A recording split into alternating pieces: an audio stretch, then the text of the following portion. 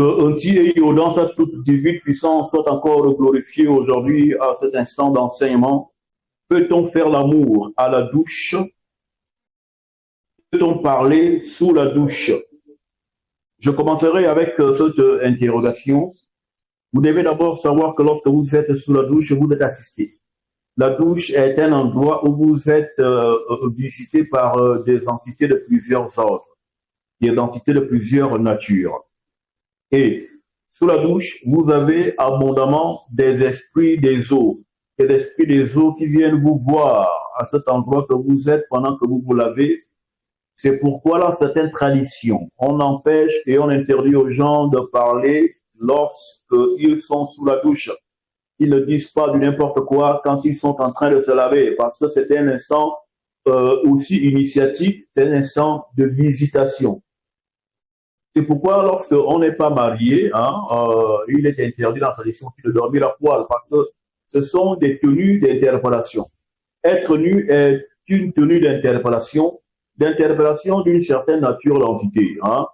Et quand donc vous vous mettez nu, en fait, vous vous mettez dans une stature d'initiation, c'est l'initiation ultime, laquelle initiation vous conduit dans les dimensions de la mort. Et quand on dit ici la mort, il ne s'agit pas que tout en vous s'éteint. La mort ici consiste à l'extinction de la dimension mortelle de l'homme, qui est effectivement la dimension du corps matériel et de l'âme inférieure, c'est-à-dire l'âme animale, l'âme des basses fréquentations mystico-vibratoires. Parce que les vibrations qui sont éternelles et qui vibrent toujours, ce sont les vibrations qui débutent au niveau du haut astral, lequel haut astral a pour nom le cœur. Et quand on dit le cœur de l'homme, ce n'est pas ce membre qui est en l'homme qui en fait s'appelle le cœur. Le cœur, c'est la dimension mystique de l'âme, le haut astral, la dimension mystique spiritualisante. Parce que le mystique et le spirituel, c'est deux choses différentes. Le mystique, c'est la dimension qui est entremêlée entre la matérialité et la spiritualité. C'est un bouillon des deux, dans des deux fréquentations mystico-spirituelles qu'on appelle le mystique. Et donc, dans le haut, là, dans la haute mystique, vous avez le cœur, qui est en fait la partie de l'homme dans son âme qui cherche Dieu. C'est pourquoi c'est au niveau du cœur que Tario, par le manifeste de ces entités, regarde. Où est-il écrit que Tario regarde au cœur, il regarde au cœur. En fait, il regarde à l'âme, mais dans sa dimension supérieure. Car c'est à ce niveau-là, en fait, qu'il y a rencontre entre les dimensions de la matérialité s'invisibilisant à la spiritualité qui est la dimension complètement mystique et complètement spirituelle. Et donc, lorsque vous prenez la douche, les entités en fait s'invitent dans votre douche. C'est un endroit d'entité, c'est un endroit des entités des eaux. Et tout ce que vous pouvez là commenter, tout ce que vous pouvez dire là que vous êtes en train de vous laver là, les entités qui sont en complicité et en familiarité avec les questions, les dimensions aquatiques, vont en fait se présenter à vous. Et tout ce que vous allez dire va être pris en compte parce que dans les eaux, vous avez les entités du haut astral et les entités du bas astral. Lorsque Adama et Yawa avaient commis le crime originel qui était d'accomplir l'acte initiatique de la nudité avant qu'il ne soit devenu éternel, la chose qu'ils firent pour se reconnecter avec les fréquentations mystico-vibratoires du haut était en fait de partir à l'eau. C'est de là que viennent les termes comme le carême, qui veut dire un jeu de 40 jours, parce que le premier carême avait été organisé par le père des hommes noirs, qu'on appelle Adama.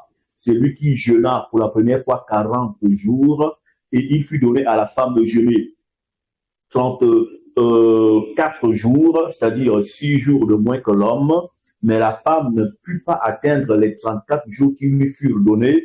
Elle fut trompée par les entités vibratoires du bas astral du bord au bord, notamment le kéroub, jadis Congo, l'avait encore trompé pour une seconde fois, alors que l'homme avait tenu le carême jusqu'à son terme.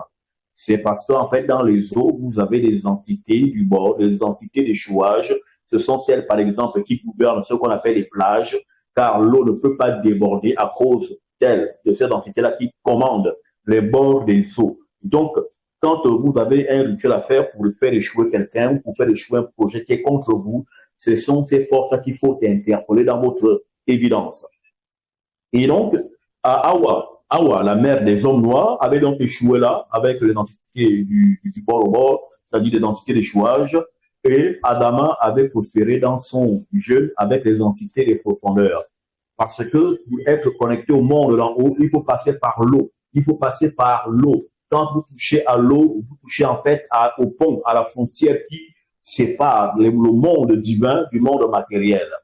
Et c'est pourquoi Yesaya Ongola, pour commencer sa vocation, il a fallu qu'il paracheva, d'accord, son rite initiatique dernier, c'est-à-dire lorsqu'il avait 30 ans, il fallut qu'il passât lui-même aussi par les eaux, parce que c'est les eaux qui étaient en fait le chemin qui le conduisait dans les fréquentations d'en haut. C'est comme un enfant. Vous voyez, un enfant qui naît, il passe par les eaux, hein, qu'on appelle le liquide amniotique, les eaux vaginales.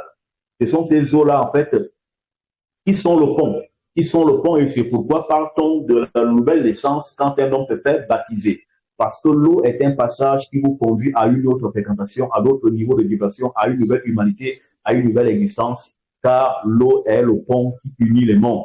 Donc, quand vous vous lavez, vous êtes unis à plusieurs mondes à la fois. Ce qui fait que quand vous êtes sous la douche, ne soyez ni en colère, ni fâché, exprimez et manifestez surtout les sentiments positifs du haut astral, de sorte que là, que vous vous lavez là, à poil que vous êtes là, que ce soit les entités du haut astral qui vous visitent pendant que vous êtes sous la douche, de sorte que tout ce que vous pourriez dire là sous la douche, que ce soit les esprits des eaux du haut astral qui soient votre lot et qui vous accompagnent. D'où est-il interdit justement de parler sous la douche à cause que vous pourriez être là dans la présence de vibrations négatives.